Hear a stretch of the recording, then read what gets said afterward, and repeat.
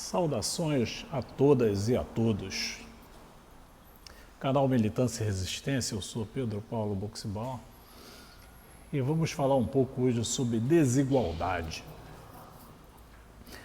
As filas da Caixa Econômica, do pessoal que foi receber o auxílio emergencial, realmente foi algo assustador para mim. Foram em todas as agências da Caixa por todo o Brasil, milhões de pessoas procurando receber esse auxílio de R$600, que erradamente a mídia diz que é dado pelo governo federal. Não, não é dado pelo governo federal. Isso foi algo votado no Congresso Nacional. O governo federal apresentou uma proposta de dar R$200 para todos aqueles que estavam enquadrados para receber, né? Seriam o pessoal que está desempregado, o ambulante, né?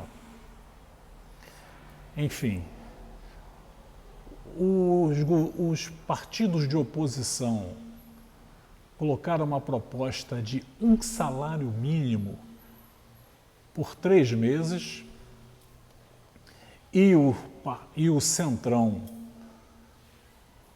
capitaneado pelo Rodrigo Maia, colocou uma proposta de R$500.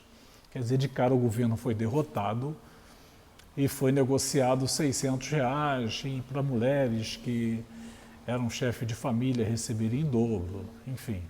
Então, erradamente estão dizendo que isso é do governo federal. O governo federal é obrigado a dar. O Bolsonaro não está dando absolutamente nada. Ele queria dar somente R$200. É bom ter isso bem claro. E eu comecei a fazer um levantamento de dados, não vou dizer nenhuma pesquisa, sobre qual seria o número, né, dessa desigualdade, porque isso aí está sendo mensurado nessas filas enormes que foram criadas. E o superintendente da Caixa aqui no Rio de Janeiro, dando entrevistas para as redes de televisões, ele informou que a Caixa já havia pago 50 milhões de auxílio de R$600 para aqueles lá que se cadastraram. Mais tarde, em alguns portais da internet, apareceu um número que 35 milhões de cadastros não foram aceitos. Problemas da Caixa, da Datamec, analisando e acharam que 35 milhões não tinham direito. Então esse número era 50 mais 35, 85 milhões. E depois a Caixa também saiu nos portais de internet, informa que estavam 17 milhões em análise. Quer dizer, 18 milhões foram descartados. Houve uma nova procura à Caixa Econômica, as filas cresceram novamente em todo o Brasil, em todas as agências.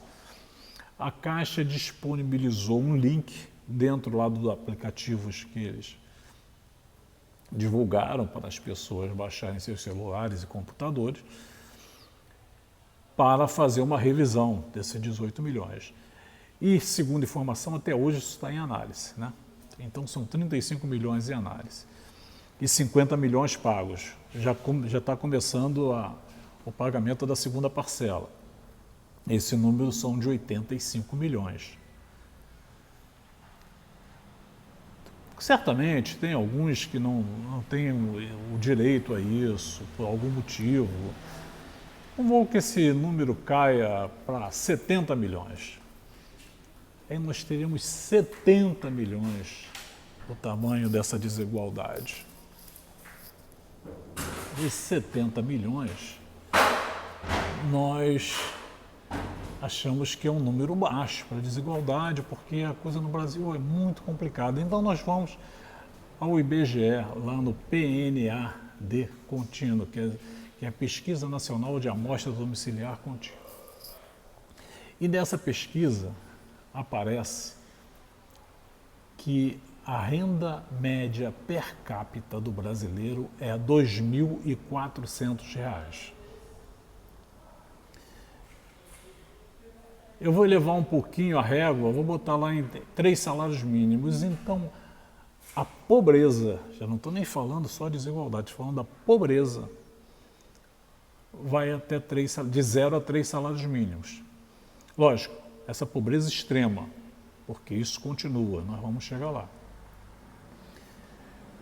Sendo que a população economicamente ativa no Brasil tem em torno de 90 milhões de trabalhadores, em torno disso. E 70% dessa população economicamente ativa ganha de 0 a 3 salários mínimos. Por isso que eu estou botando a régua em 3. Isso dá 63 milhões. Aos 70 lá da Caixa, 133 milhões. 133 milhões é o primeiro número assim bem palpável que nós temos do tamanho dessa desigualdade no Brasil. Não é só informais, são trabalhadores também. Trabalhadores com registro, que têm carteira, que pagam previdência social, essa coisa, porque até 3 salários mínimos é uma renda muito baixa, muito baixa. Agora você acrescenta a isso os trabalhadores formais que ganham entre 4, 5 salários mínimos, vou botar abaixo de 6 salários mínimos. E acrescenta a isso também os aposentados e pensionistas que ganham até 3, 4, 5 salários mínimos. 5 acho que é difícil, né? 4 salários mínimos, que vai dar a maioria dos aposentados e pensionistas. E você imagina o número da desigualdade no Brasil. Esse número, sei lá, 140 milhões, 150 milhões, 160 milhões de pessoas, é algo assustador. Muito assustador e preocupante. Que a desigualdade no Brasil não é uma coisa recente, isso é histórico, né? É o processo de formação do Brasil. Foi um processo desigual. Desde lá da época da colonização, porque no século XVI, XVII, XVIII, o Brasil viveu e cresceu e produziu riquezas às custas do trabalho escravo. E isso também proporcionou a criação de uma elite escravocrata no Brasil, que se mantém até hoje com os mesmos princípios. O mundo está muito mais moderno, mas os princípios dessa elite são os mesmos. Sempre a exploração do trabalhador para produzir riqueza e remunerar mal esse trabalhador para que a elite continue mandando no país, exatamente. Então toda a riqueza produzida no Brasil foi às custas, eu vou citar aqui Aldir Blanc, de rubras cascatas que escorriam nas costas de santos entre cantos e chibatas. Era exatamente, a característica da escravidão, né? Não recebe nada pelo trabalho e se não fizer o trabalho como o senhor deseja, chicotada neles, né? E a elite sempre dominou o país e sempre deixou esse país desigual, porque é aí que ela ganha muito dinheiro. Por quê? Porque toda a riqueza produzida fica com essa elite. Ela não é redistribuída com o trabalhador. E toda vez que a elite se sente ameaçada, ela patrocina os golpes. O que nos chama a atenção é que eles sempre usam os militares para esses golpes. E os militares obedecem à elite. E é interessante, né, que o militar ele sempre põe aquele negócio de pátria, de patriotismo, né, na frente, mas o patriotismo é defender a elite contra o povo. Já viu algum golpe de Estado no Brasil beneficiar o povo?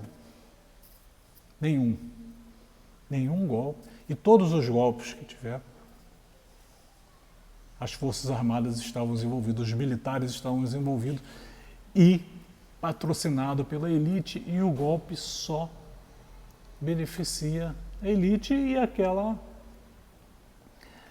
turma que fica ali em volta, né? Que nem abelha, né? Todo em volta da abelha rainha, aquele negócio todo.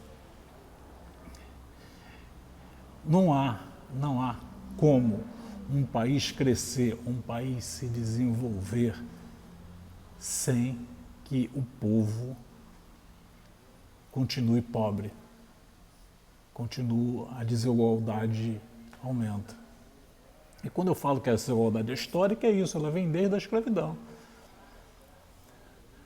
Em 2003 para 2004, o Brasil começou a ter políticas que, na realidade, tímidas, mas políticas efetivas de se mexer nessa desigualdade, de reduzir essa desigualdade, de distribuir renda e valorização do salário mínimo para que melhorasse a vida do povo brasileiro.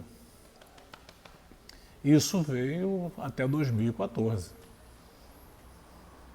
Em 2014 eles não suportaram o povo brasileiro tendo participação no orçamento, o povo brasileiro melhorando a vida, tendo qualidade de vida, consumindo, comprando automóveis, viajando para a Europa, viajando para os Estados Unidos, principalmente para Miami. Então eles não admitiam, né? O povo, a patroa e o porteiro do prédio dela no mesmo voo para Miami. Não admitiu. E veio o golpe de 16.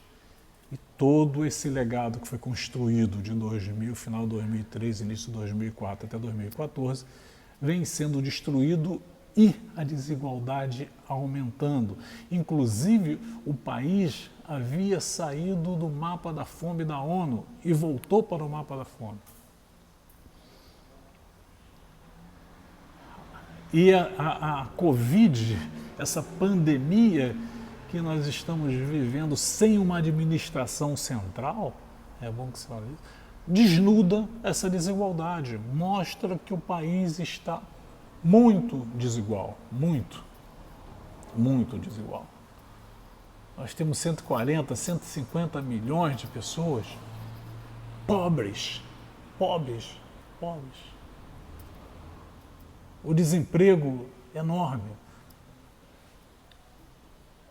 A última pesquisa dessa do IBGE, que saiu há 2 semanas, fala em 13 milhões de desempregados. Isso é antes da Covid, porque não dá para medir agora, porque ninguém procura emprego.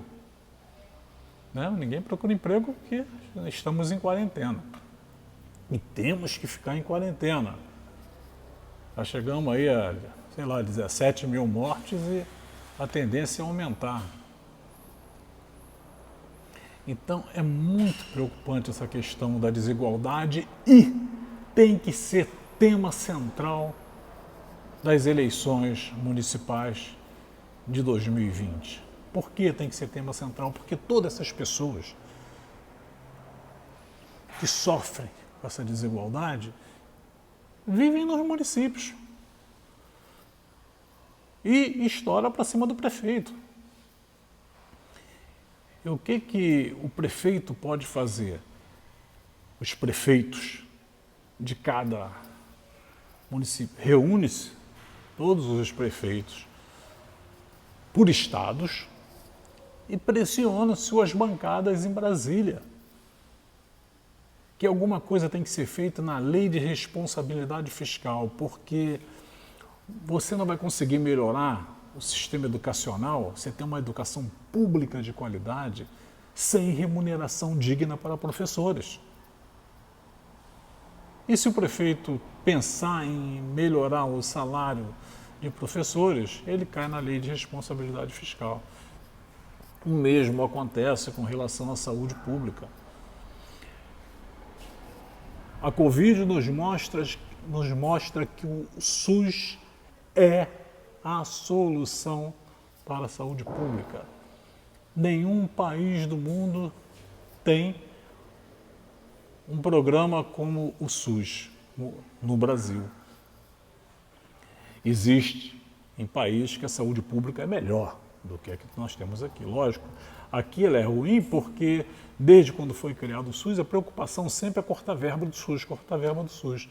Criaram aí de uma maneira absurda por um bando de imbecis e idiotas uma emenda constitucional com teto de gastos por 20 anos. Só coisa de imbecil e de idiota. Olha, todos os deputados e senadores que votaram nisso deveriam ser presos. Votaram a favor disso, deveriam ser presos. Porque prejudicou o povo brasileiro que votou neles e os colocou lá. Então, essa questão da desigualdade tem que ser tema central das eleições municipais de 2020. Não importa o município se é no São Paulo, Rio de Janeiro, Belo Horizonte, Porto Alegre, Recife ou Salvador, ou se é um município de, 50 mil habitantes no interior do Brasil. Para combater essa desigualdade, o povo brasileiro tem que ter renda, educação pública de qualidade, saúde pública de qualidade, moradia digna, saneamento básico. Isso ajuda a combater essa desigualdade. Isso ajuda a reduzir a violência. E é isso que o povo brasileiro quer e é isso que nós temos que colocar nessas eleições de 2020. Se gostou desse vídeo, dê um like, inscreva-se no nosso canal Militância e Resistência, ative o sininho para receber notificações e vamos lá. Fora Bolsonaro, fora Mourão, cassação da chapa pelo TSE, é a nossa luta nesse momento. Saudações a todas e a todos.